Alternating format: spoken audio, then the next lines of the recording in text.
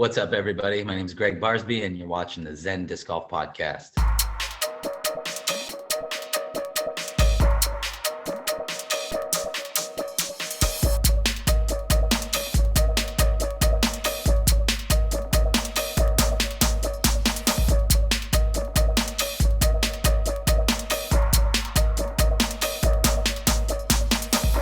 Hello, friends, and welcome to episode number 6 of the Zen Disc Golf Podcast. I am your host, Patrick McCormick, author of the best-selling disc golf book, Zen and the Art of Disc Golf. I'm truly excited about episode number 6 because I am a fan of Gregg Barsby. If you're here for the disc giveaway, though, I got to show you this disc. It's truly exciting, and it's a beautiful disc. So this is an Innova Pig, but this is the disc for the Infinite VIP series, which is a very limited edition Pro Pig. And check out the stamp on that thing. This thing is beautiful. But this disc could be yours. All you've got to do is subscribe to this YouTube channel, make some comment under this video about anything that Gregg and I talk about, and this could be yours. Just pay attention to the details down below in the description. And without further ado, Gregg Barsby. Gregg, thank you for coming on the show, buddy. Happy to be here. Thanks for having me. Well, I appreciate you. You are so busy. You just moved into a new house, and I don't know, did you just move the boxes in and just start traveling? Basically, yeah, it's amazing how much you can fit into those boxes. And I thought I had a lot of boxes, but then when you open the boxes and then you see all the stuff that you got in them, like stuff just goes everywhere for a couple weeks. So we're finally starting to settle in. It's good. Nice. I know we were playing a little bit of phone and email tag, and you were just all over the place, all over the country, out of the country. It's like, dang. Yeah, I've been pretty busy. Last weekend I went up to Milwaukee and did the indoor experience, which was super rad. And then I was over in San Diego just this past weekend for a friend's bachelor party. So that was cool. Right on. And you're sitting there and you're looking suave and all dressed up and making me look like a slob, like we talked about before this got started. However, I did go get my Innova cap, so. Nice. Yeah, I might have to run back there and grab my Innova cap, you know. Will you get in trouble if you're not wearing that in a media event? Man, I sure hope not. That might be a good point, but throw Innova, of course. Well, I'm wearing mine, so that counts for you, right? Yes, that's right. We're interconnected here through this Zoom, so thank you. Through the zeros and ones and zeros. It's just those people listening in their cars who can't see it. They're like, he may be wearing one. I don't know. I don't know if he's wearing an Innova cap or not. He is wearing an Air Force camo flat bill. You probably find one on what is it? I mean, Innova. I mean, they got Innova factory. I don't even know where I got this. Yeah. Because disc golf stuff has become so hard to come by within this whole COVID thing. I've been looking for some t-shirts so I could sport them on my podcast, and it's like they're out everywhere, well, at least in, the regular sizes. So I'm sporting an old school Animal Mind podcast, which was another show I did back in the day. Okay. So sending people back in the past. What size do you wear? Large. The most common size. I think we can sort you out. I think I got something in large, some Barsby line gear. Well, that would be amazing. I have some stuff, some Zen disc golf stuff. I'll trade you. There we go. I'm down with that. Perfect. So I've told you before, I am what do you call it? Barsbian. You're a Barsbarian. Barsbarian. Yeah. That too.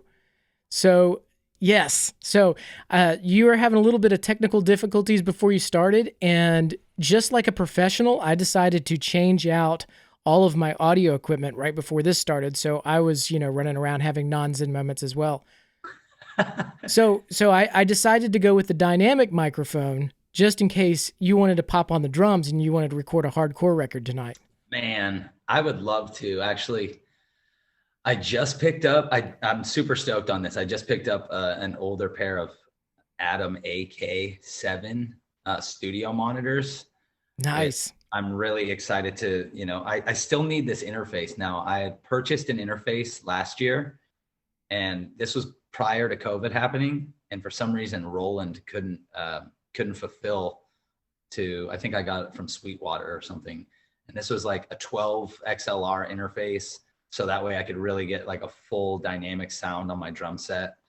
And I was like really, really pumped on it, and it never showed up. So I had to get a refund. So I still need to get a good interface. But once I do, I'm going to have those sweet monitors. So that way I can get really good mixes. Nice. And that is important. That is definitely important. So, are you putting a studio in the new house?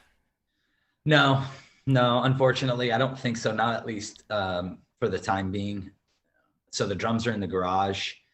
And I think if I were to do that, I would have to build like a box inside the box, right? Because everything's just like too loud. You got way too many ambient noises. And so I don't think I'll do a studio at this space, but maybe. Right on, right on. I don't know if you're in the public eye. I'm like a class Z celebrity in the public eye. We're like, if you're if you're out at the course, like everybody, at least 9 out of 10 people know who you are, even at a new course. I know you always say, people come up to you and say, "Hey, what's it like to play with Paul Macbeth?" Incidentally, if I ever have any of those 4 guys, Paul or Simon or any of them, I'm gonna ask them, "Hey, what's it like to play with Gregg?" That's funny you mentioned that. You know, when I was playing like 2015, I think this was just before Will kind of stopped being on the scene and took a bigger role with Prodigy. But I always felt like Paul really liked to play with me because I wasn't Will, or like, you know, if it wasn't Ricky or Will or someone, I took their spot, I know he was always probably more stoked. But I don't know. You might be able to edit that one out, but I'm just speaking honestly, you know. So if you got like 100 people out on the disc golf course, 99 will know who Gregg Barsby is, and like the bottom half of 1 person will know who I am. I don't know. I think I mean, I appreciate you, but I don't think, especially with all the new players, you know, I kind of get like some side glances, you know, and maybe some people might recognize me, but a lot of the new players don't. And I think that's just because maybe they're very new to it. They're green to it. But yeah, I mean, I would probably go ahead and say, in reality, maybe 65 out of the 100 would know who I am. That's still pretty good. But then I think like just the ankles of 1 person would know who I was. The guy's well, he's the guy like sitting in the car when it's raining. He's reading a book. Yeah. He's like, hey. Yep, exactly. But I knew that you did music, and I knew that you played metal. But I played before I took about 10 years off disc golf, and I played in industrial metal bands. So, nice. So we have a musical somewhat connection. Yeah, that's legit. And funny enough, you mentioned Philo earlier. I took Philo when we were in Finland. This was after the President's Cup. I took him to go see Dying Fetus in Ministry. So I saw Ministry. Back in, what was it, 2007, when Al Jurgensen was just getting off drugs. And he would come up to the microphone and he would go, and then he would turn around and go sit on his amp and just be like leaned over. Brutal, yeah. Like for every verse. But yeah, man, those guys have been doing it forever. It's crazy. You look at their catalog, you know, like since the 80s, and they're pretty legendary industrial like noise. Like just it was really cool. Like Philo, you know, obviously I paid for Philo's ticket to go because he's, you know, a little bit more chill. Philo really likes, you know, like it's kind of a misnomer. I think a lot of people think that Philo just listens to like reggae and like, you know, Philo is a huge like alternative rock fan. Like he loves Incubus and, you know, some other like rock bands. So I've, you know, through the years of touring, I've kind of slowly introduced him to some metal stuff. I mean, Fetus is a little heavy for him, but I showed him Children of Bodom, for instance, when we were in Finland. And rest in peace to Alexi Laiho, who just passed away, one of the great guitarists. But yeah, I figured, you know, we're in Finland. I'm like, look, let's rock out to some real Finnish metal. First of all, I think we should just spend the whole podcast talking about music and not even touch on, disc golf. Yeah. I think that's what all the listeners want to hear. But what did Philo think of Ministry? Actually, that room that they were playing in was like really boxy. I can't remember what venue it was. We were in Tampere, and it was loud. It was loud in this room. And, and they have like all these synths going and like with the guitars and just the drum. Like, it was literally like pulsing loud. So we only probably stuck around for maybe 3 songs, and then we went out and kicked it with Dying Fetus in the back. So. Right on. Yeah, so if you want to check out some of my stuff, it's actually very similar to Ministry from back in the day. It's on iTunes, and I'm plugging it right here so everybody can go check it out. I figured that was a call. If it's industrial metal, I was like, Ministry has got to be up your alley. Yeah, oh yeah, definitely. Big inspiration. The name of my band was Media Violence. So you can find it on iTunes. It's there. And you will listen to that just like everybody else will and go, this is the guy who wrote Zen and the Art of Disc Golf. Yeah, right. Going, la, la, la, la, la.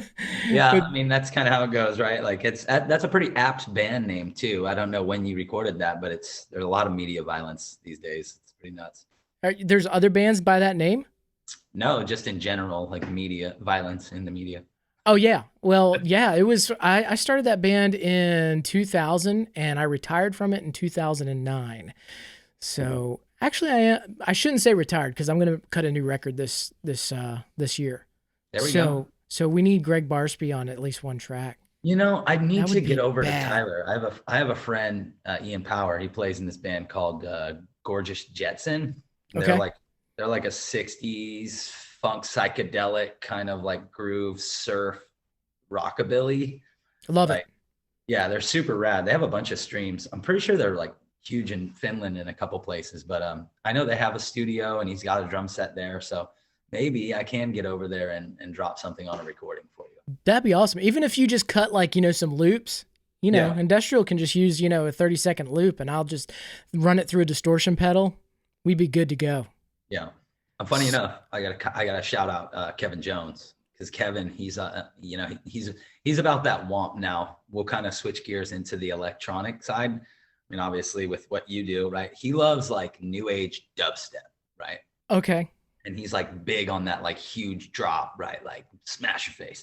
Whereas I'm kind of more geared into like a good mid-pace groove. I think the dance floor needs to be popping, instead of like, I don't go to electric, fest or anything besides like Disc Jam to mosh. If I want to go mosh, I'm going to go to a death metal show, but I try to stay out of the mosh pits at this point.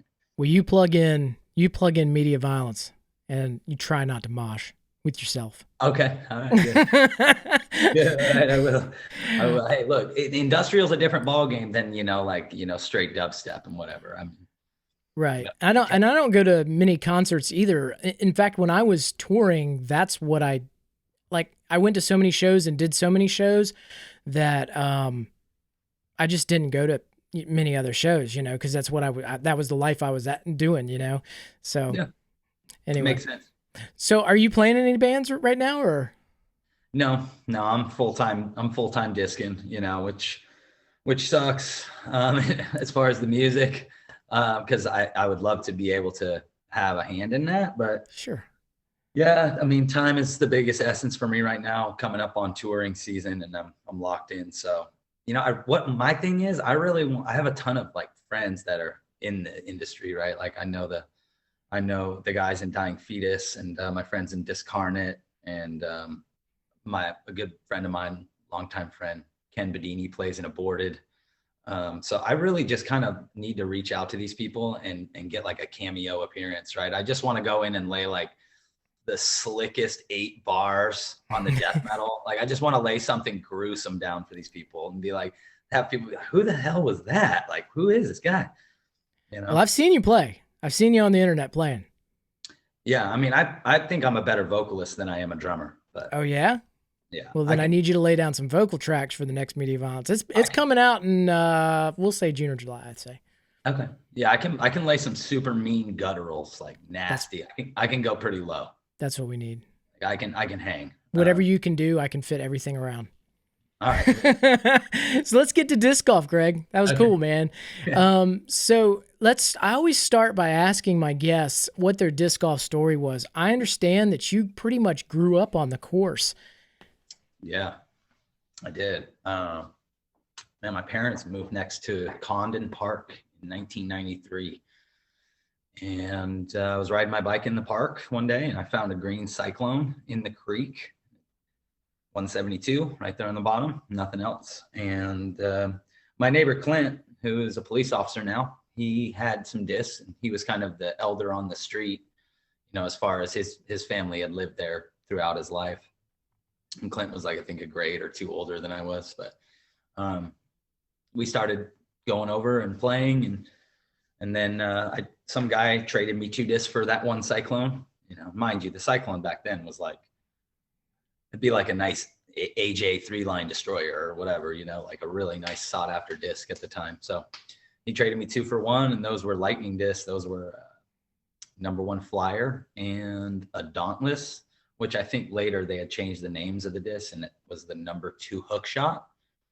So I had 1 disc that flew straight and 1 that curved, and that was kind of what got me going. Nice. And so you spent a whole lot of time throwing out there as you were growing up, huh? Yeah. Throughout my adolescence, I was really fortunate in that regard, just because we had the school right next to the house as well. Basically, my driveway butted up almost to where the park meets the fence. There's like a fence, right? And it's like the school property all the way up through 8th grade. And then Condon Park, which was right there. So that was like my little triangle, all the time. Just his school, course, maybe homework, probably not. Okay, more disc. Nice. And one of the things that makes you to me, an enjoyable player to watch is that you have so much joy in this game. Yeah. And it's really like when you watch you're in the bag and you spend 32 minutes, you're going for the Guinness Book longest in the bag ever. How much joy you had with each disc, as if each one was your baby. Totally. I love it. Oh, totally. I mean, and this is turned into a problem, Pat, because I've got all these old school discs, and I've been like, again, super fortunate through the years, after I had kind of grown up at Condon, and now I had a bunch of great mentors there that gave me discs. But as I started to tour and had started to build a reputation or become well known, I had a lot of people, coming up to me, and because they followed what I did, and they knew that the disc that I really liked to throw.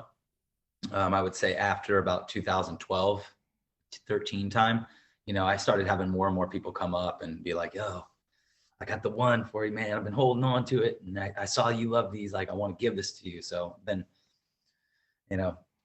So they were giving you the Eagles, and they were saying, here's an Eagle. Now do the Iron Leaf.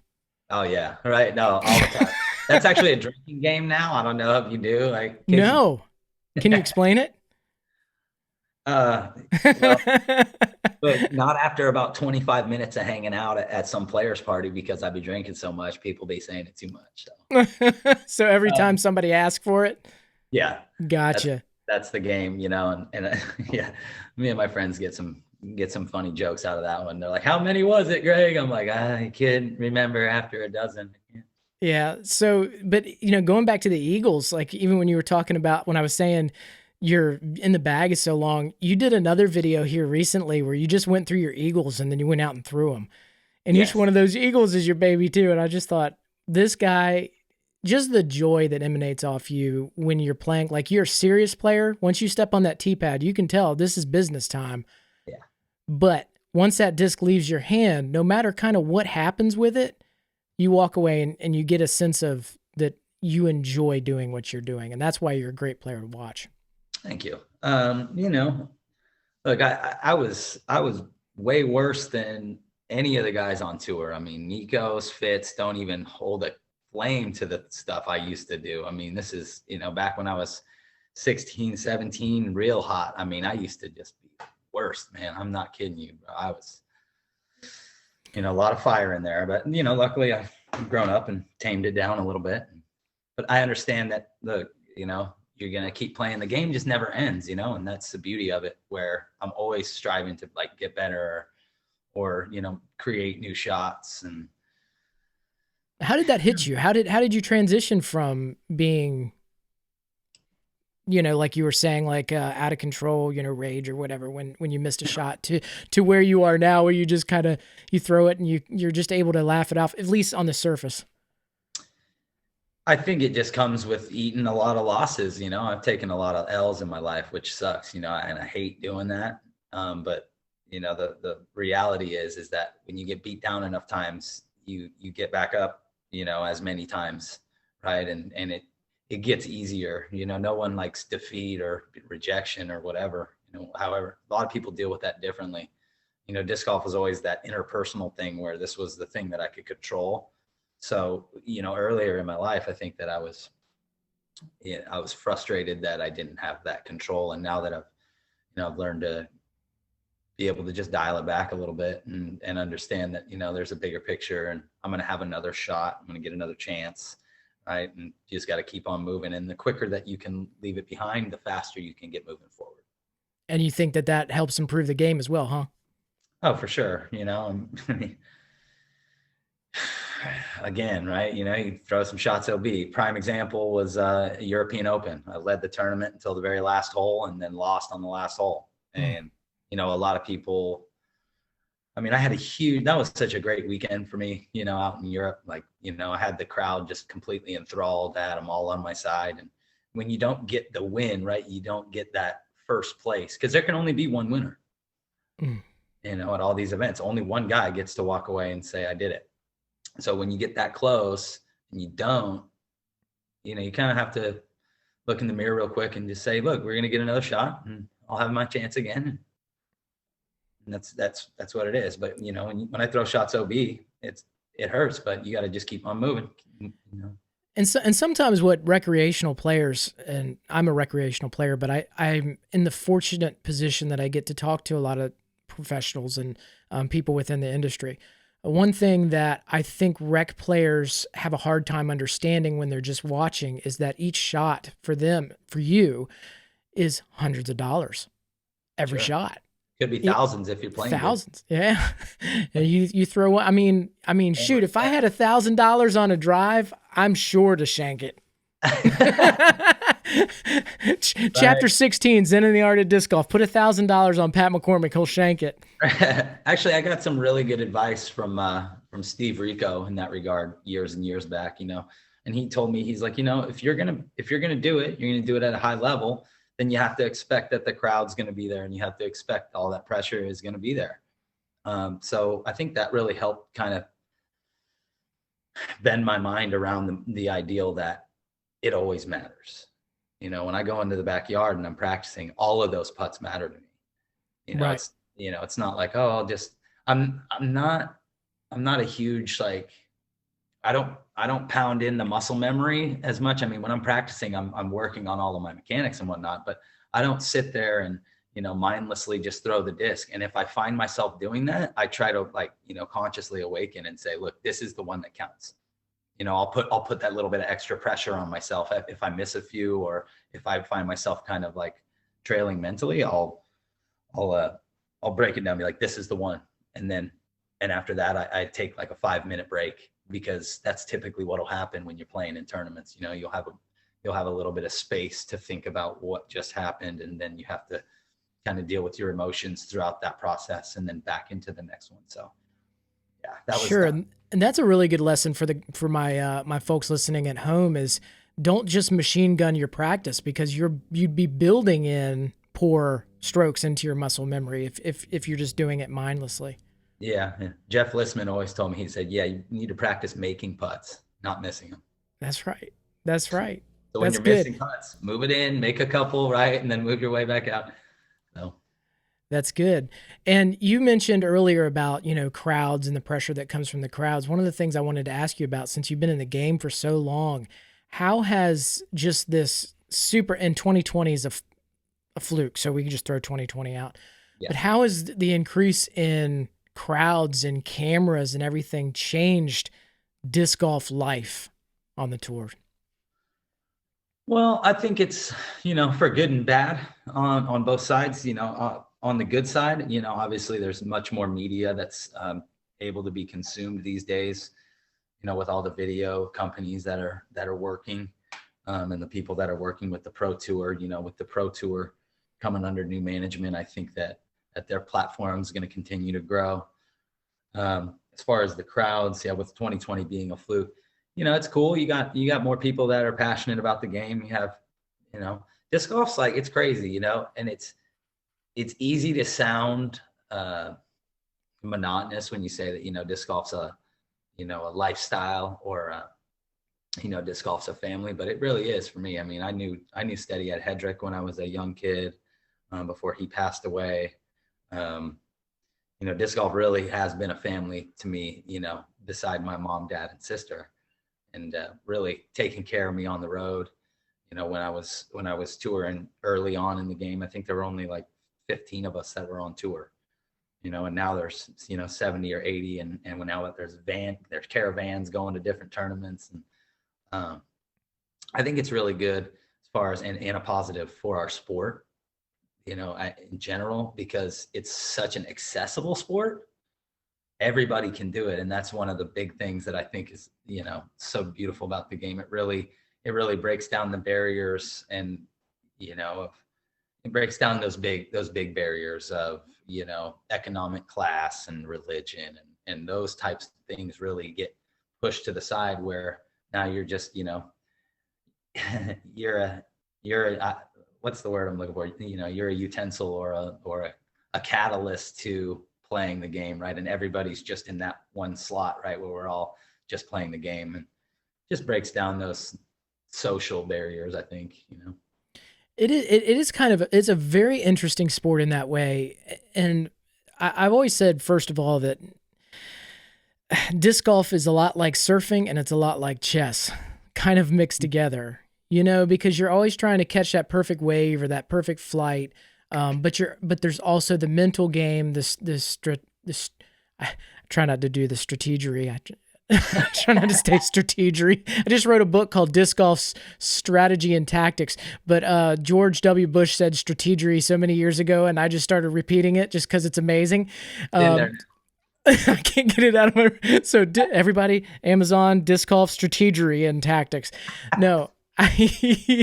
But yeah, with chess, there's so much strategy, and the shot that you choose is so dependent on not only the course, but the wind and the terrain and the ups and downs and what your skill level is that day. One of the things that I just watched you when I was watching some videos with you today, was that I thought was interesting was when you said before a tournament, when you'd start putting, you would go with whatever style was working that morning. And so I think it's really interesting when you say, I'm not really into, building the whole muscle memory, because when you pop in the course right before a tournament and the straddle putt's working that day, you're probably going to hang out in the straddle zone. A lot of times, and people are so rigid. A lot of these tournaments now this gets into the second part of the question you had previously asked me about, with the media and the people, right? And some of the bad stuff that comes with it is like, that high school mentality where people, are in the clique or whatever. And then, people are they want to front on you, and I'm this guy, and I'm like, cool, bro. Well, maybe we'll see you at the podium. I don't really know. I want to hear about that, but keep going. Look, when you're doing something right, people are gonna, not, and that's trolls. That's how it goes. But, but you have some players are really rigid, and they have a very strict way that they warm up, and they have to go here, and they have to throw this shot, right? They got to throw a certain amount of drives, and they got to throw their whole bag, and they got to throw this many putts from these distances. I just go out there and play it. I just go out there and remember that none of the shots matter until you get on the course. Okay. None of them mean anything until you get on the course, when it actually matters. Now, which is different than training to play tournaments, which would be out in my backyard where every putt matters, because I'm training to play those events.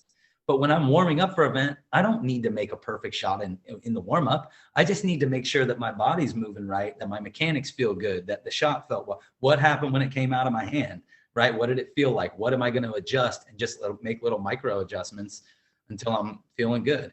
So when I go out to the practice screen, I'm usually just kind of, messing around and throwing turnovers and throwing hyzers and flat shots, and just trying to bring it all in, right? To where I feel like I'm comfortable in my skin. I'm ready to go and play, and I'm ready to go test my skills. Right. You And know, we've talked a little bit both in the podcast and prior about some of the younger generation disc golfers and how they are, I don't know, still learning. Can you go into what you've seen in the newer generation of disc golfers versus some of the older generations that you would play with in terms of either etiquette or how rigid they are, or just behavior, things like that? I mean, speaking from experience, right? I remember when I was 17 or, 18, like I said, I was really hot, and I had high expectations for myself. I've always set high expectations for myself in anything that I do. That's why I only do like 3 things. Because if I'm not good at it, I typically won't continue to do it because I want to be good at stuff. But, with a lot of the young guys, it's a different ethos that we're in now with sponsorships and all of that stuff. I mean, now everybody has a YouTube channel and they want to be an influencer and stuff.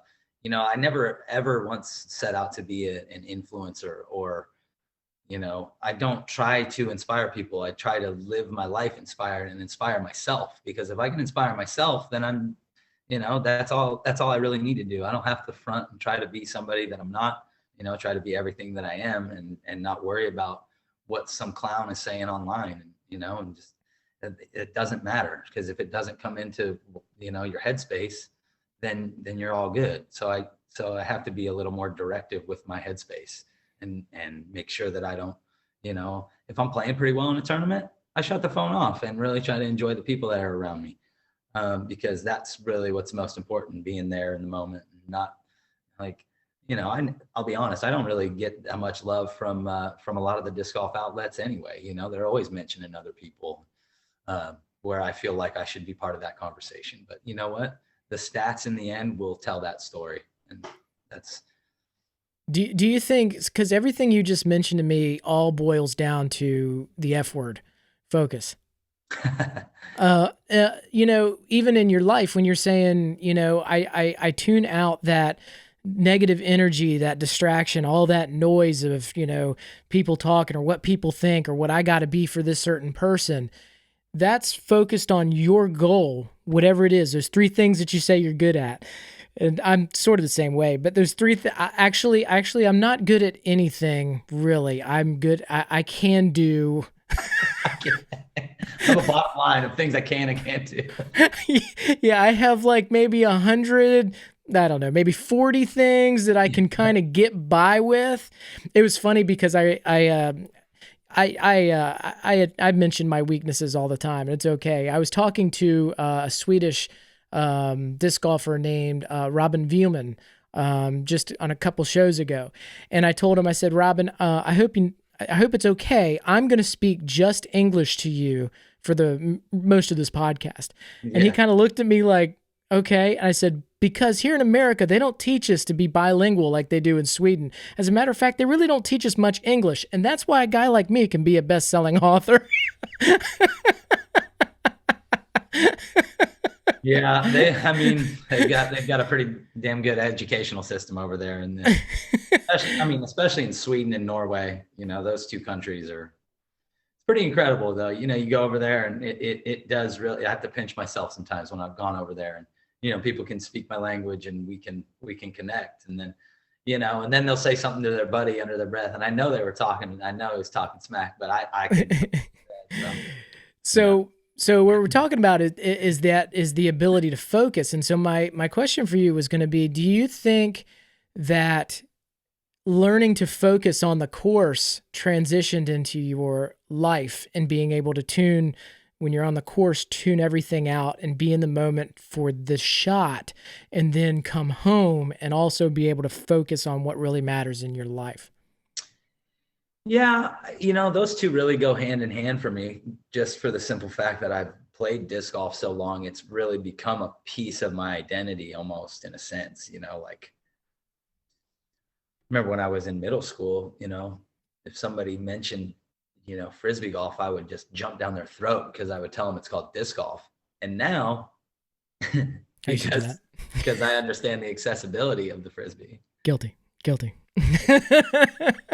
Now I'll say, oh yeah, I play Frisbee golf. They're like, it's disc golf. I'm like, oh, really? Cool. Oh, all right, Like, yeah, I got a buddy that went to nationals. Like, really? What's his name? But back to what you were saying. I think that being able to get on the course and get away from some of the stuff, I guess, going on off the course was a challenge for me there for a while. I've gotten better at that art of being able to separate and dial in my focus. I guess we'd just call that, right? Like being able to flip the switch, right? To where I'm in golf mode, or then, when the round's over, I mean, if I played a bad round back in the day, I mean, that would affect the whole rest of my day, potentially the whole next week. I mean, it was getting bad. It was getting unhealthy, it was corrosive. And now I've gotten better at being able to dial it back and understand that, look, when it's golf time, it's golf time. And, I think that being able to go into that hyper focus mode that you need to be an elite athlete or player and whatever you do, whether it's like, video games are athletic now, or, at a job, right? Some people are just hyper focused. I think that taking that foundation of that and applying it over into like life, like for instance, right, when I won the Worlds, I realized that, about 3 days later, it really started to kick in. I went over to Evan's house in Vermont and just kind of got off the grid for a second, really just to collect myself and make my phone calls and enjoy that without being around the disc golfers for a second, and just to kind of bask in it. But when I got back into the golf mode, I was like, oh no, like I have so much stuff to do. This sucks. I remember being like, oh man, like, okay, we've got to get some stuff together now. I had to, reformat my website and, work on how am I going to be able to use this awesome opportunity and this platform that I've worked for so long and build it into something even more sustainable, and I've heard it throughout my life. I mean, I heard it today, where guys like, you play disc golf like for your job? I'm like, yeah. They're like, that's it? I'm, well, yeah, right now. Yeah. But I have my fingers in a lot of other, pots, like, running tournaments on the side and working with the companies that I do and doing promotions and stuff. So I really had to take that hyper focus and transfer it over into life, and where I was like, okay, these are the real priorities that I have to do. These are the things that I have to do to get those priorities done. So those started to take precedence over, other stuff and going out and, partying after tournaments or after golf rounds is done. I don't do that as much anymore. I'll still try to let loose every once in a while. Maybe if someone catch me with a buzz, they might get an iron leaf impression, but that's about it. Right on. Let me tell you a story real quick. Sure. For the longest time, I'd always said the peak of my bucket list. Now, I'm not a traveler like you guys on the tour and everything, so I don't get out of this. I live in Virginia. I don't get out of Virginia too often. But even when I was growing up, there was one thing I wanted to do, one thing I wanted to see, and that was the Grand Canyon. So that was like the peak of my bucket list to do items before I die. Nice. So when I turned 30, I think it was about 29 or 30, about 5-6 years ago, we actually went out to the Grand Canyon, and I stood there at the edge of the Grand Canyon, and beautiful experience. Then we got back on the van, then I got back on the plane, and I got home, and it was like the most depressing month for the rest of my life. You know what I'm saying? First of all, I love that you're laughing at this because it is funny. But first of all, you said this is the thing that you have to do before you die, and you're 29 years old and you just did it. What now? Right, Death? Yeah. Set some goals, I guess. Yeah. How can I mean, what do I do another goal? I mean, I just was lost. The other part of it is when you stand and view the immensity of something like the Grand Canyon or the ocean or someplace that you haven't been in, top of a mountain. I do a lot of hiking. Yeah. It really makes you see how small and not necessarily insignificant, because we're all significant in a bigger plan, but it makes you see that things just don't matter off to the side, all those little noises. But that's the second part. But the first part is, it goes with the question I'm getting ready to ask you. When something is your goal for so long and then you reach that goal, what is that period afterward like where you're just like, what now? Yeah, I mean, that was always the goal. Now, when I came up, right, only person that had a signature disc was Ken Climo. You know what I mean? He was the only one. He's Climo's the truth, and he's the one that had his name on the disc, and that was always the goal. Nowadays, you've got 8 different manufacturers with 20 plus players with their name on a disc, and that's all fine and dandy. But the goal wasn't to get my name on the disc. The goal was to earn the right to have my name on that disc. And the only way that I saw that fit at the time was to be able to win a championship. Now, I think I was 16 or 17 when Barry won his. Barry won back-to-back, in 03 and 04. And he got his name on the disc. And that was really at that time where I was like, yep, you got to win one of these. You win that world championship, you get the name on the disc. So that really became the goal and the obsession, I suppose. Obviously, being able to play well and compete all the time is always a goal of mine. But ultimate goal was to win the world title and get my name on the disc and it says world champion on it. So yeah, when I got that done, I mean, the next year was really, really fast, and it sucks because, I mean, that's what happens. Time flies when you're having fun, right? So, I mean, I even went back and played golf the next week when I probably shouldn't have, and I should have just went and sat and watched everybody play. But, I'm a pro disc golfer, right? And I'm like, that's what you do. Another tournament, might as well go, But throughout the end of that year, I made sure that I got out to as many places as I could. Because you don't get that opportunity every day when you're the reigning world champion, and it's like, okay, well, it's time to hit the road. Let's it got even more intense as after that and kind of in the wake of that Worlds. So the goal I didn't really set a next goal or anything like that. Like, I've accomplished it, but now it just came with more. So I think the goal was to live up to what my own expectations were as being somebody that carries the sport on their back and carries that torch, but also, right, like trying to understand and typically I try not to delve too far into what other people want, but understanding what it entails to be that champion, a champion of the world and somebody that speaks for the game and all that stuff. So I tried to really look at myself in the mirror and say, okay, what things need to change, what stays the same, or even, I hammer on even more, and what can I really kind of do to change where I'm at, not, and I guess maybe the outworldly perception of who I am as a person, as a disc golfer, and that kind of stuff. So I don't know if I have another goal. I mean, it's the biggest one that our sport has. I mean, obviously I would love to win the European Open. I've come very close, played in front of that crowd, and I love playing there. US Open is probably the one, though. That one has eluded me. And I know I've got the skills to do it out there. I just haven't been able to piece all the puzzle pieces together.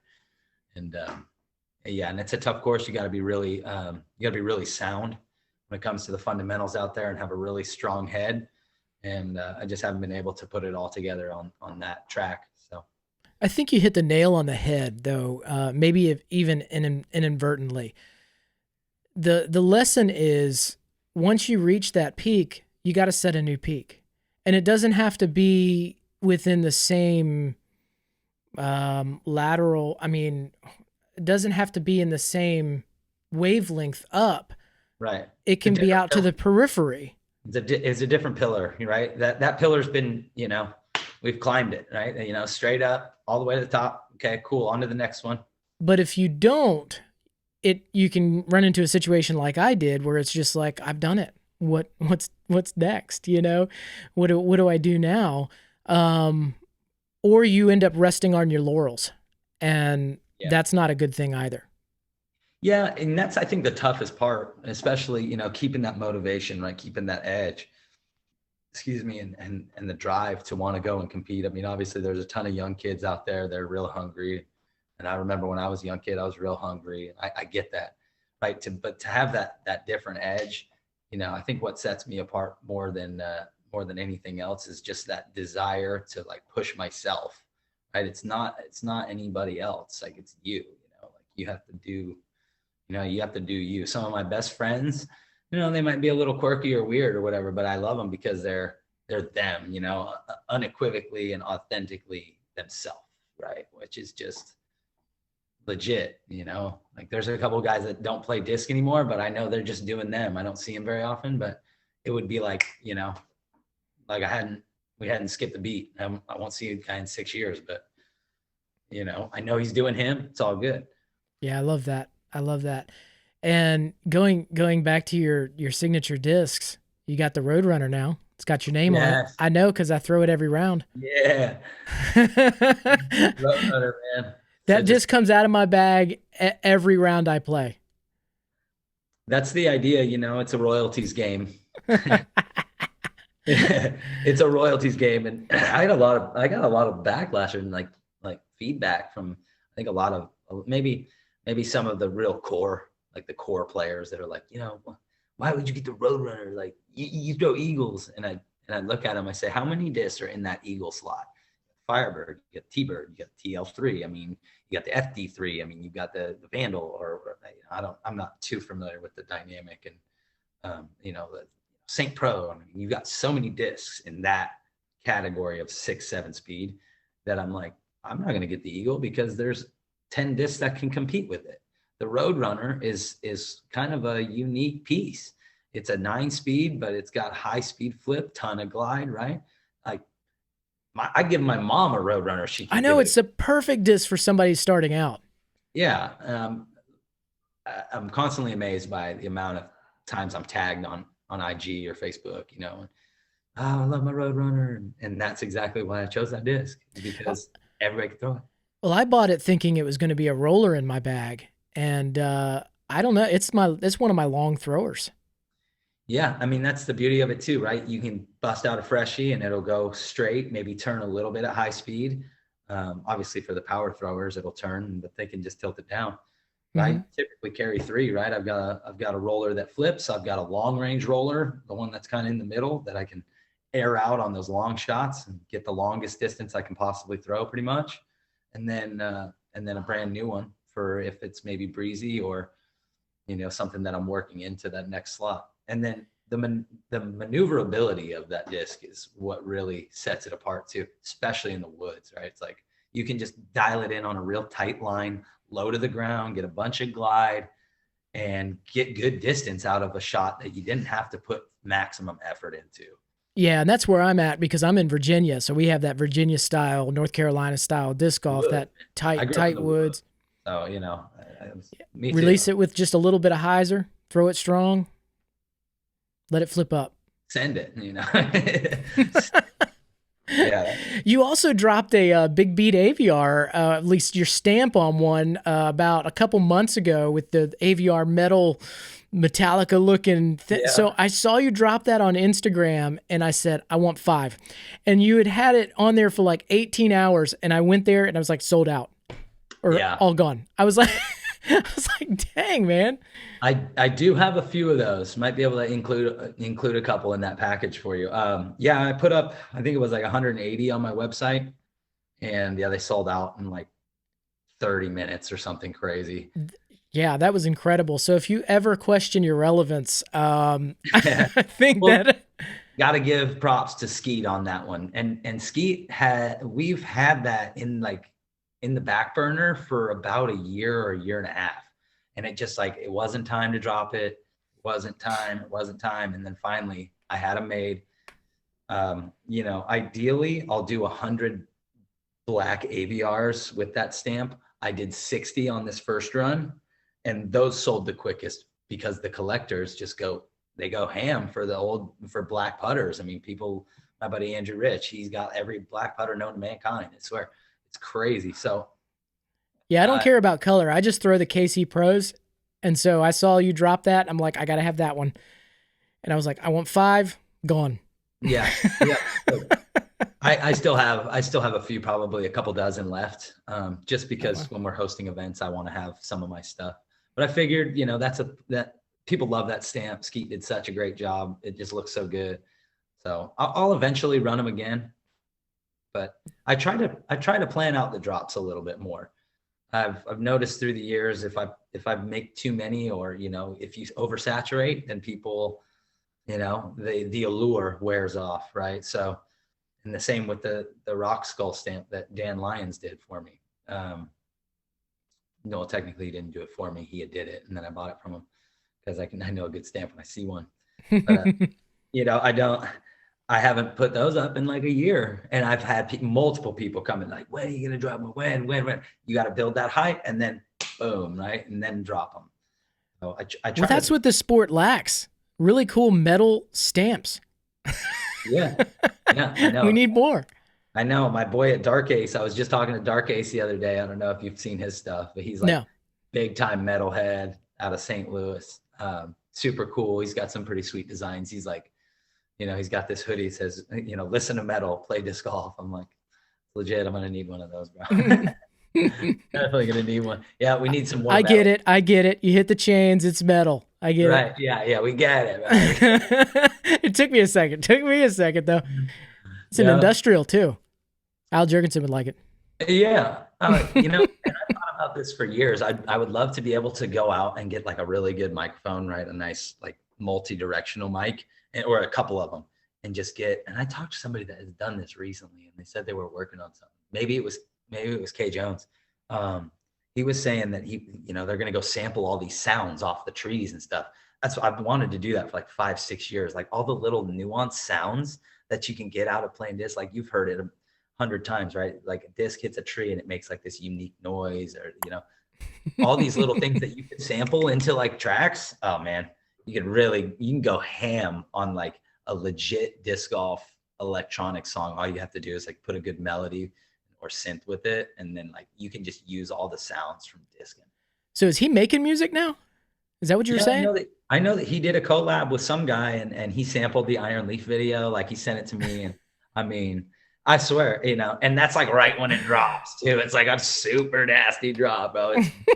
It's beef drop. I was stoked on it. You can't get away from it, can you? No, there's no way, man. Like it's, for what it's worth, I got a ton of respect for Climo. I just happen to be able to impersonate him pretty good. And I can impersonate a lot of others, but that one, there was something about like the quotability of it and just the cadence of how it came out that day. No, Murder Mike had tried to get me to do it for like 2 years, bro. Like 2 years. Like the Climo impersonation started like earlier, right? Like because I spent a ton of time with him. We rode to all the courses together at the 05 Worlds, and of course they had us going from Jordan Creek to Tinicum, which is like 50 minutes away or whatever. And then instead of playing like Jordan Creek and I think it was Lehigh Valley, which were 10 minutes from each other, and then they had Tinicum and Knockham Nixon. This is in Pennsylvania. And but they had us just going. So we spent like 2 hours in the car together every day for the whole Worlds, right? So I got to know him really well at that point. So I know some of his mannerisms and the way that he would say so, but it's my interpretation. I want to remind people that maybe want to come up and may have me do the Ken Climo impersonation. Talking to me. You're not talking to Climo. You're talking to me. And my interpretation of who he is, which is not what he says or who he is. That makes me think of my son because my son, he's 5 years old and he loves puppets.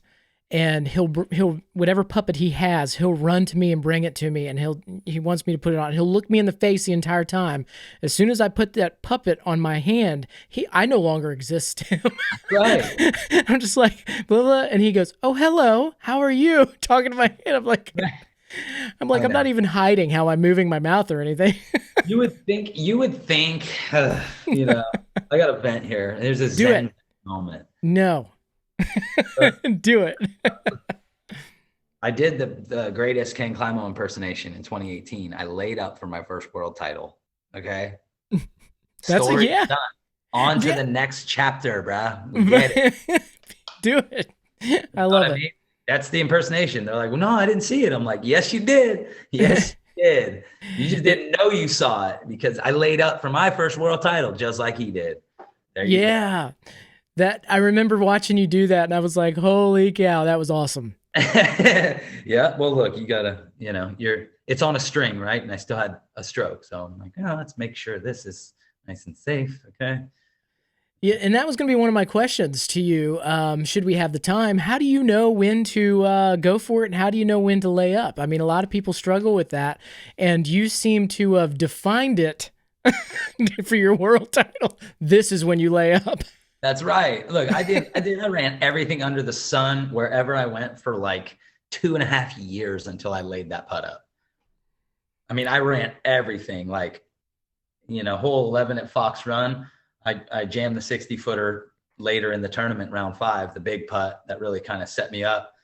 But the first round, I chipped one in on that green with the downhill with the OB behind it from above the rocks edge. Like, you're crazy if you're running that, but you're only crazy if you lay it up and you can make it. That's where your intuition has to guide you. And, I guess that's probably my biggest advice, right? If you practice hard enough and you hardwire your fundamentals enough, you can subvert some of that dark in your mind where, oh, this is trouble, this is bad. Like, if you've worked hard enough at it, you can do it. Yeah, and the real question needs to be, can you make the comeback putt?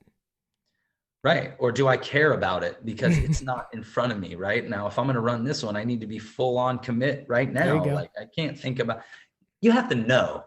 Look, if you miss it, you're going to go down there. So why are you thinking about it? You already know you're going to go down there if you miss. So you probably want to focus on making it if you're going to run it, or lay it up, And I probably would be a little bit more well off had I laid up most of the shots, but it balances out. I don't know. You can't go back and you can't change anything. The shot's already been made. I like it. Live in the moment, and that's where your head needs to be. Perfect. At that point, I was, I would say 2017 when I started to really play hot. I won a couple tournaments down south and went over to Europe and was playing really well. And that was kind of when I just said, and European Open happened in that stretch where I was like, dude, this is all glory. This is all glorious. And at that point forward, I was like, I'm playing for the glory and I'm going to leave a legendary performance on this course. You better have your camera. And what happened? Get this one. What happened? They didn't have their camera, right? They went and filmed the other group, I think 2 groups in front of me at Ledgestone, and I popped the longest ace on the Pro Tour. And Steve Dodge comes up to me and apologizes. He's like, I'm so sorry. I'm like, I'm sorry for you, man. Like, I don't make the decisions on who you put the camera on. You just got to know who's playing hot, dude. Like, I love it, man. It's not my choice, like my 2 greatest aces aren't on film, which sucks. Yeah. Somebody saw him. Oh yeah. You did. The one guy. No, I didn't see hole 4 going. Actually, there was like this crazy, what is this dude's name? Oh, I'm spacing right now. Guy wrote like a blog about the roller ace. He's like, I've heard about the roller ace. Day 4 since the ace. Still not much sleep. Can't get over the fact that I witnessed a miracle. It was crazy. Yeah, that was crazy, dude. That's funny. No. Let's talk about sponsorship a little bit. You had mentioned to me some of your new sponsors and your continuing with Innova. Yes. Let's go into that a little bit. Yeah. I decided to extend the contract that I had with Innova for another year. We had a clause in there to extend. Last year was a doozy, right? So, with all of that going on, obviously there's a lot more players now. So things are going to change and switch up in the industry with so many more new people coming. But I understood that I need to, maybe take a backseat to some of that stuff and not try to rework a deal with Innova. I've got a pretty good deal with them. And the main thing was that I don't need to be a prima donna when it comes to, what I need and I'm so-and-so and whatever. If they can't see what I can do by now, I think that they might be blind, but Are you saying you don't need the grapes and the Perrier in the back room? I see. I love the Perrier though. Like, I'm big on San Pellegrino too, but Just don't need the uh, grapes. You just need the Perrier. give me some flavored water. Actually, you know what? I got the Aldi brand That's bubbly good water. stuff, though. It's I good. love I love the bubbly water. Yeah, I do too. Yeah, well, it's one of those things where they have so many people that are asking them for stuff, right? And I had in the past, and I understand that with COVID and all of the stuff and all the challenges that they had to face in an industry with that, the last thing they need is, a guy barking up their tree to, get more and do whatever. And so I just said, look, let's just run it back. We'll do it for another year. I'm going to be on the road a lot this year, so it was an easy decision for me in reality. I had talked to a couple other brands, but again, when you're a commodity, right, you have to set your own parameters. I gave them a deal that I would have definitely accepted, and they couldn't match that deal, and that's what it is, right? So, that's when things don't work out. It's not that it couldn't have been a good fit. It's just that I'm not going to switch brands or manufacturers if it's not going to be a lucrative and more long-term deal. I'm not just going to walk away from a sponsorship that I've had for 6 years for a 1-year deal or a 2-year deal. I'm not going to do that, especially at this point in my career. Mm. It's business, and unfortunately sometimes you got to give them the business. Yeah, So, sure. and then, I'll be rejoining Millennium this year. Actually, the team captain of Millennium. So that'll be pretty Nice. sweet. I just accepted that position with them. It was pretty easy fit. I feel like, I'm on the road all the time. I can be a good liaison for the players and for the team, to be able to just get better communication with Millennium and push their products. Obviously, they're the longest standing Innova partner. So And pretty you've been natural. throwing their disc for a while too. I have. I started throwing the Scorpius in late 2014, and I had hit him up before, and I didn't hear anything back. And then I won the world championship. I called them the next day, and they picked up the phone. So, It's miraculous how those things work out. crazy. Your phone finally works. It's so funny. Their phone's on. Yeah. So yeah, I have my signature model through Millennium. That's the Scorpius. It's like the old destroyer. It's basically a destroyer mold, slightly different, maybe slightly less overstable. But when you're bonding molecules, you're splitting the needle, right? How was it pulled out of the mold? How did it cool? Was it hot in there? Was it cold? Right. I mean, all of those things come into factor of how a disc is going to eventually be cooled and then fly. So it fluctuates, kind of like a destroyer. And then, so yeah, Innova, Millennium, right? Just like the family there. I don't really throw too much Discmania. Ryan Rentilla gave me early CD2s when Ryan was playing, or was I think he was either the team manager or he was one of the main guys there. Great dude. And he gave me 2 CD2s. You can look one up. I think it was on Anheuser TV, posted it online. I hit a practice ace with the CD2s. Nice. That's a fun video. I love that one. That was kind of like a leopard on crack or something. But I don't bag it anymore. I got the OLF. They should have just named it that, leopard on crack. Right. Call it the Lock LFC. Yeah. Call it the Lock. They should have done that one. That would have been good, man. Yeah. And then I just rejoined Upper Park. Yeah, super stoked. Upper Park Disc Golf. Right. Yeah, they're a bag manufacturer, originally from Chico, California. I joined them in 2014 and played with them all the way up through last year, and respectfully left the team for personal reasons. Obviously, they hadn't been producing bags. I think they weren't producing the Rebel bag there for a while, because John, the owner, had taken a position over at Discraft, actually being one of their main guys. So that had kind of gone on the back burner. And then now they've got some new blood in there, new team manager and co-owner, which is super rad. Guy's great.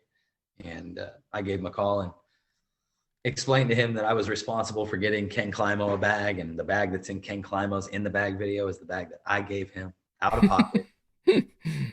And I was responsible for Philo getting a bag and being on the team, and a few other notable players, because I entrust that bag. It's a fantastic product, and that's really the reason why I wanted to stay with the team and keep moving. I love the product. It's so light. Just overall, I mean, they've got an incredible disc golf bag. I couldn't promote it enough. Super, super good bag. Nice. Yeah. And the Barsby battles. Yes. Yeah, actually, I do have another partnership, Chain Wreck Disc Golf Shop out of Arlington. Okay.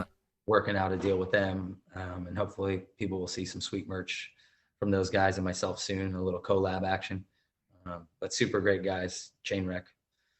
And yeah, the Barsby battles, those are never ending. So we've been doing more of them PDGA just because there's so many new players. People want a rating. People want to be able to go out and play and get a rating and boost their ratings and stuff. The first year we did it, I did it all DIY. I did it all through my website, including registration. I mean, everything. And that was part of that work that I was talking about with after I won Worlds, was because a lot of times nowadays, and for the young guys that have YouTubes, they already know this, right? I mean, I wouldn't say I'm a YouTube sensation, but I got a lot of damn good moments on the YouTube. Mm-hmm. Definitely. whether it be on my page or on somebody else's, I'm out there. So knowing that and knowing how frustrated I was because I didn't get the click-throughs or I didn't get the views or whatever. I mean, that's a really important part of, the algorithm and stuff, right? And I didn't have a leg to stand on when it came to that, even though I'm one of the guys selling the videos, right? And, we won't go into that whole media thing. I think that could be for a different talk, but more importantly, I brought everything in-house, and that reformed my website and built in stuff on the back end to where I could accept payment and be able to do my registration through there to build and garner an analytical profile, if you will. Right? And that took a ton of work, but once it got going, it kind of just took on the life of its own, and I had set it up so now it's possible. And I think numbers are really good. Good, especially DIY.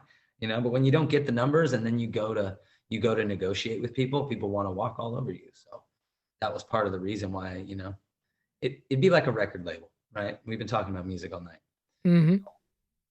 If I go out and sign to Cash Money, that's a random one to pull out. I love it. Or whoever, right? No, let's please stay with Cash Money.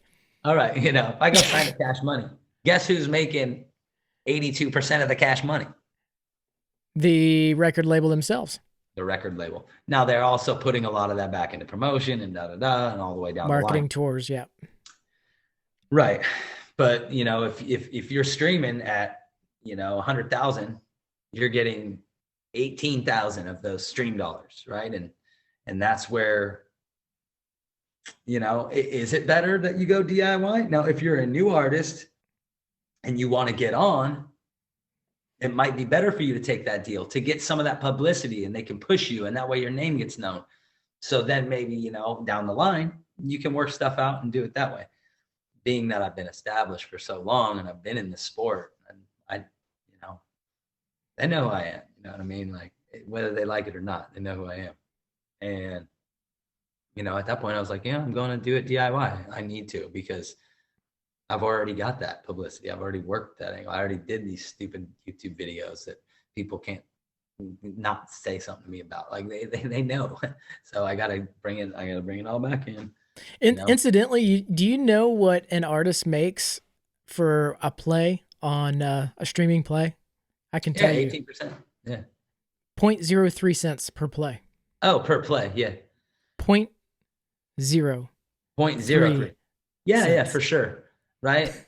But is that the artist or is that the record label? That's the artist. That's what I make with my music on iTunes. So every time a song is listened to, 3 times, I make 1 penny. Totally. That's Now, so many listens. right. You have to- Now Drake did like he did 1 billion streams or whatever. Oh, if you're huge, You're good. you're good. That's But you're far. exactly right. That's your foot in the door. Yeah, and that's that's the hard part, right? And I follow a few rappers and artists that have been able to do well and being able to finesse a few deals, right, where they can get on and get some, but then they can buy their way back out of the deal, right? And it's just like anything, right? Kind of almost like interest, right? You'll pay back what they gave you, and then pay a little interest, and you're out of the deal. But for what you got the promotion. So there's different ways to maneuver. I actually ran a couple record labels when I was in college and just getting out of college. I worked at a recording studio and did some label work. And I always told people with Zen Disc Golf that I've run this from the beginning as if it was a record label. So it's kind of funny that we come back around to talk about it, because everything that, DIY, you want to talk about DIY? The book is print on demand.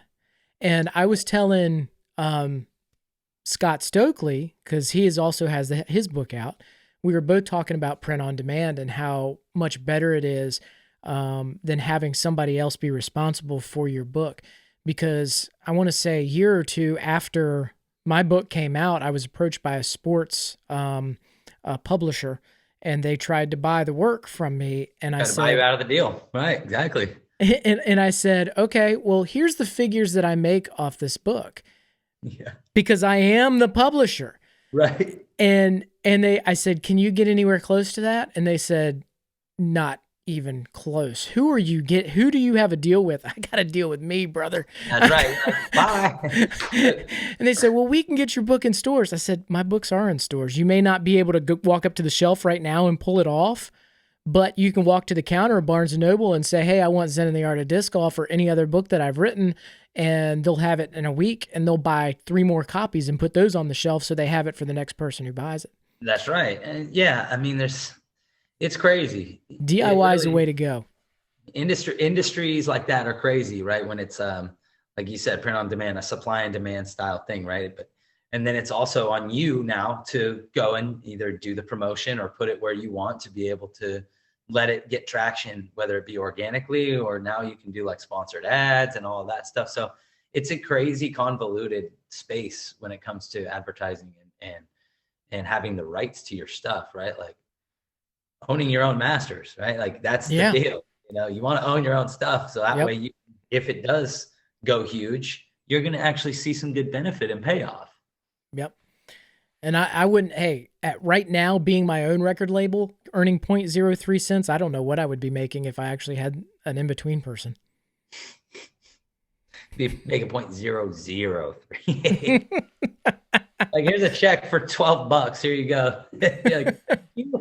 After this podcast drops, even if it goes out to about 10,000 people and just a couple of them listen, I'll make 4 cents off this entire deal for dropping media violence.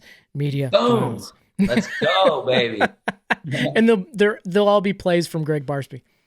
Well, I've thought about that too, right? Like if I could really get back into the studio and get some music going, it would be nice to have that secondary thing. Not only is it an outlet and an artistic expression, but then there's also the other cool stuff where you have another stream, right, of income if you do it right, but more than that, creativity and the freedom to be able to voice yourself. Like I feel like creativity gets stifled by a lot of I guess you would call it big brand media corps and or label executives or whatever it may be, right? On you. And not only that, but even your own head, because you start trying to produce things that people like. And you got to, the crowd is one thing. Got to do you. Selling out is another. You got to do you. Yeah. Playing to the crowd is one thing, right? You can do your thing and kill it, but if you sell yourself down or dumb yourself down to try to reach a wider audience, a lot of times you abandon the people that have been with you the whole way and that really want to see you push, and then you lose a lot of those fans too. A lot of times, Well, stuff is so watered down. Especially music. Music is completely watered down. No matter what genre you kind of go into, you could give, you see, I'm not really into a lot of new music. And maybe it's because I'm trying to venture out there, but I'm 40 years old.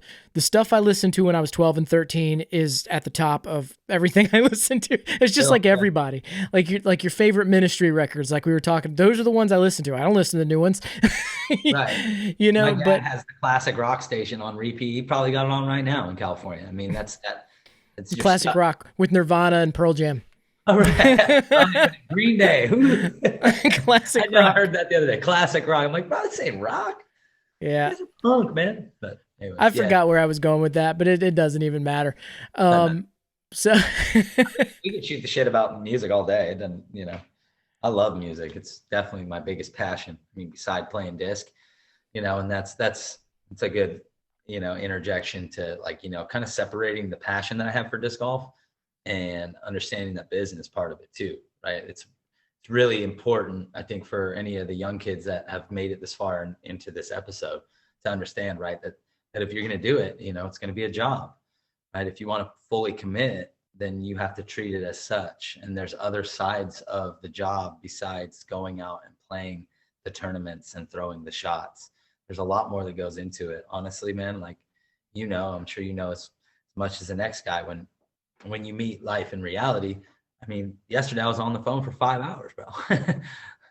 Like, I'm on the phone for 5 hours. I've got stuff I got to do, right? I've got 3 irons in the fire with upcoming events, right? I'm designing 2 courses.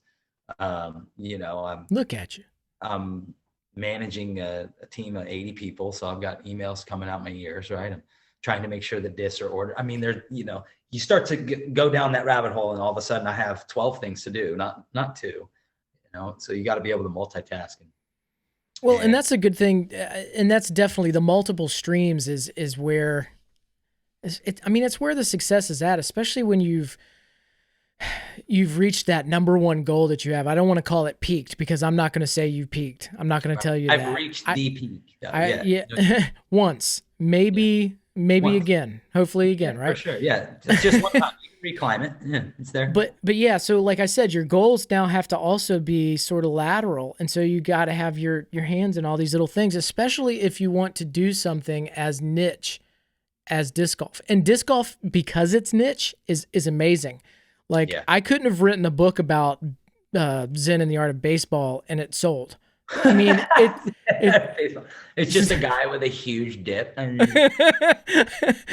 Well, maybe if I did Zen and the Art of Dodgeball or something else niche, there you go. That would be an interesting book. Zen and the Art of Ping Pong, and it's just like a factory of Chinese kids. But because it's so niche, there is a lot of possibility. But when I kind of dropped off the face of the planet for the past, 5 years? I dropped off the face of the planet. And there's a story behind that. I told it on the comeback episode. You said your son is 5, right? Right. I think I know some of the part of that story. But yeah. Yeah. And so it was my son, but he also was diagnosed with autism. So that's a second, kind of thing. And then I also got hit by a truck and it jacked me up for a while. Oh my goodness, bro. Yeah. No way. Yeah, I have a traumatic brain injury. So I couldn't yeah.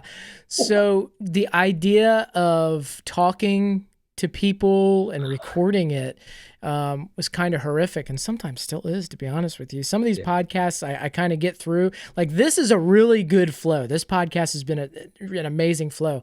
But just this idea of getting stuck sometimes because my brain will just kind of click. You remember we talking about the switch off? It just switches off, and then I just... Right.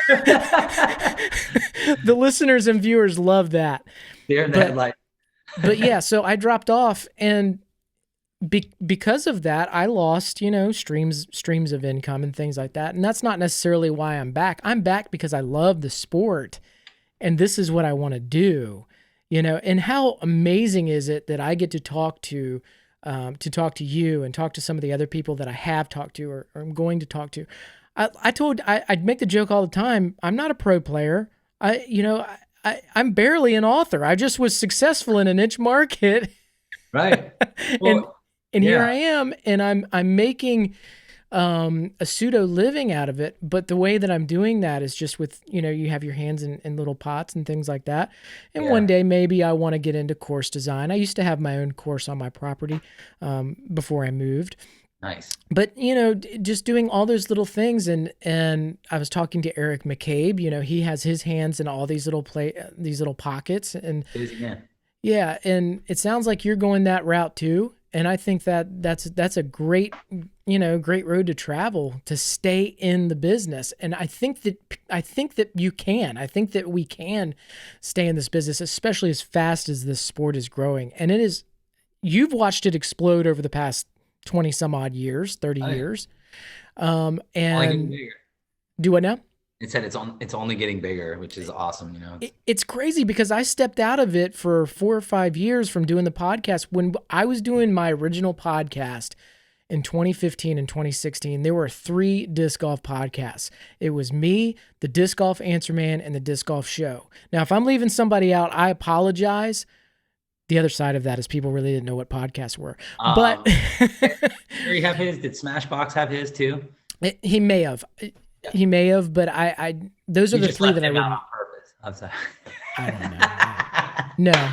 No, I'm not trying to offend anybody. I love So there were Terry. 4 podcasts. There was Smashbox. I just don't remember. I love digging at Terry. It's one of my favorite pastimes, bro. I can always blame traumatic brain injury. There you go. I use it Well, all the time at work. well, you understand too. This is kind of a side note, right? Just look, sustaining all of that stuff, right? When you got something here and here and here and here and here and here and here, and here, all of a sudden you can get really overwhelmed. I had a great talk with a Absolutely. with a good friend of mine, DJ Alger with Shutter Screen Print. Incredible dude. DJ's been such an incredible resource for me. That's beside the point. But I just really want to thank him first of all. But we were having a talk about all of the things that he does. Now he records music, right? He plays drums, he records music, he records other artists. He has his screen printing business, right? He has, he's got a lot of stuff going on. And we had a talk. We sat down and talked about, like, look, when you have all of these different things, a lot of times they can only get to that level. When you get a thing that's here and here and here and here and here and here and here, right? You really have to look at yourself and say, what are my priorities? What's the big one?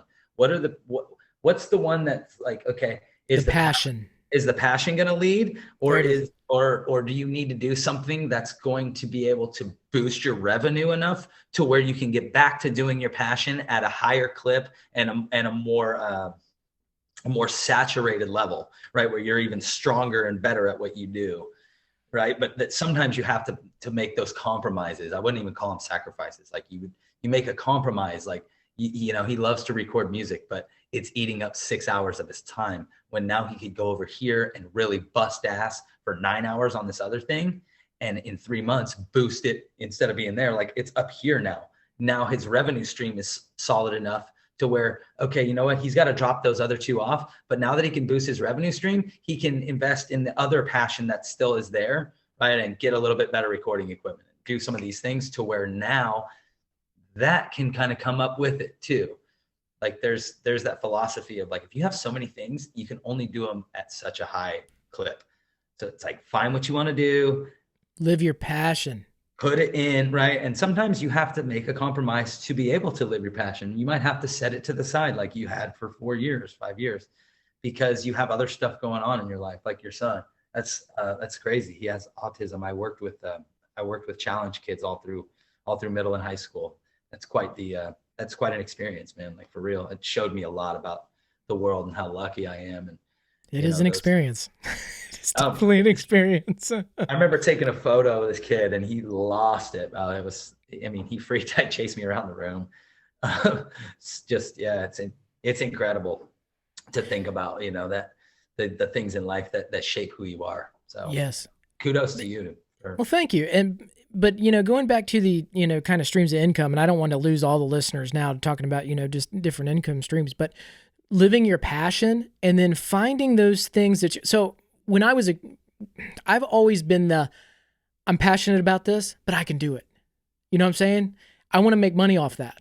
Yeah. And so for me, this is not all about the money. This is about the passion. Oh, and guess what? I can make money doing this as well. And so why wouldn't you want to? And so, Yeah. but like, I remember the first time I heard, do you know the Melvins? Yeah. A big Melvins fan ever Okay. since I was like 12 years old, just a big Melvins fan. I heard the Melvins and I said, I want to do that. That's what I Yeah. want to do. So Yeah. I grabbed a guitar or bass or whatever I had at the time. And I said, this is the kind of music I'm going to make because I like this music. And of course it was my own and I was, you know, a young kid. And then I heard Skinny Puppy and then I heard Ministry and I said, this is what I want to do. When the first time I ever heard Skinny Puppy, do what? Like Mr. Bungle. Yeah. Patton. Yeah. It's crazy stuff. Yeah, But like man. when the first time I heard Skinny Puppy in industrial electronic band, I said, that's what I want to do. And I went and did it. I bought them stuff to do it. And so it's it's just what I do. When I got into disc golf, I said, well, I'm just not going to be a pro player at the time when I got into it. So I got into it when I was like 14 years old Gotcha. and then stepped away for a long period of time. Then got back into it when I was about 25-ish.